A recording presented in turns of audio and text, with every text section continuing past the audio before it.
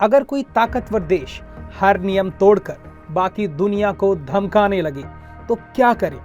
झुक जाएं या एक साथ मिलकर उसका जवाब दें?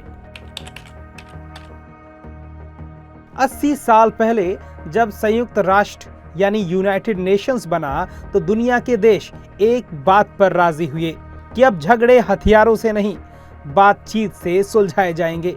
इस वादे को कई अंतर्राष्ट्रीय संस्थाओं ने अपनाया। अमेरिका और रूस के बीच भी जब कोल्ड वॉर चल रहा था तब भी देश संयम बरतते थे।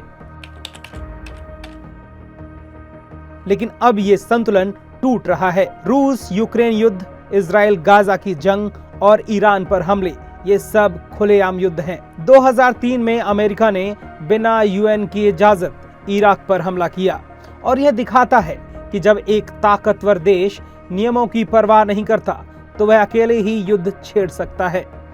सालों बाद ट्रंप भी ऐसा ही सोचते दिखे जब उन्होंने खुलेआम कहा कि अमेरिका ईरान के राष्ट्रपति को मार सकता है। ट्रंप न सिर्फ युद्ध को सही ठहराते हैं बल्कि दूसरे देशों के नेताओं का भी अपमान करते हैं। ब्राजील के राष्ट्रपति को धमकाया और खुलेआम कहा कि हम किसी को भी खत्म कर सकते हैं। ये न सिर्फ नियमों का उल्लंघन है बल्कि पूरी दुनिया को डराने की कोशिश है।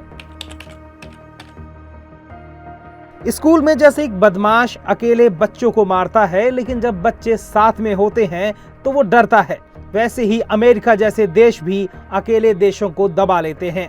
इसका हल है एक साथ मिलकर जवाब देना। जब यूएन या WTO जैसे संस्थानों से उम्मीद नहीं की जा सकती तो हल है कोलिशन ऑफ विलिंग, यानी उन देशों का समूह जो बिना यूएन की मंजूरी के भी किसी नेक मकसद के लिए साथ आए। अमेरिका ने 2 अहम कृषि रिसर्च संस्थानों की फंडिंग अचानक रोक दी है। एक मैक्सिको में है जहां गेहूं और मक्का पर रिसर्च होती है और दूसरा फिलीपींस में जो चावल की रिसर्च का ग्लोबल सेंटर है। इन दोनों संस्थानों ने भारत समेत कई विकासशील देशों की खेती को नई दिशा दी है। अच्छी पैदावार, टिकाऊ किस्में और भूख के खिलाफ लड़ाई में मदद। अब जब अमेरिका पीछे हट गया है तो जिम्मेदारी भारत और बाकी लाभार्थी देशों की है ताकि मिलकर इस नुकसान की भरपाई की जा सके और यह रिसर्च बंद ना हो जाए।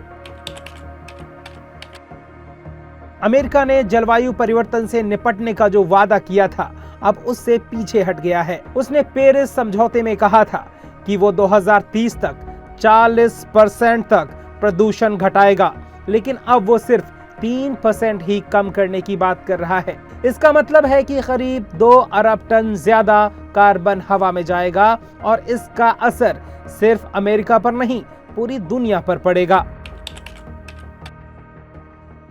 भारत चाहे तो 2 काम कर सकता है, खेती के रिसर्च संस्थानों को फंड देकर उन्हें बचाए, अपने कार्बन कटौती लक्ष्य को और बढ़ाकर जलवायु संकट से लड़ाई में लीड करे। भारत अकेले नहीं बाकी देशों के साथ मिलकर ऐसा कर सकता है। कोलिशन ऑफ विलिंग सिर्फ एक रणनीति नहीं, एक उम्मीद है कि हम मिलकर दुनिया को बेहतर बना सकते हैं। भले ही अमेरिका जैसे देश नियम तोड़े पर बाकी दुनिया मिलकर कुछ अच्छा बना सकती है। क्या भारत को ऐसे गठबंधन का नेतृत्व करना चाहिए? कमेंट करें, वीडियो शेयर करें और बताएं क्या अकेले देश कुछ नहीं कर सकते या साथ मिलकर सब कुछ मुमकिन है।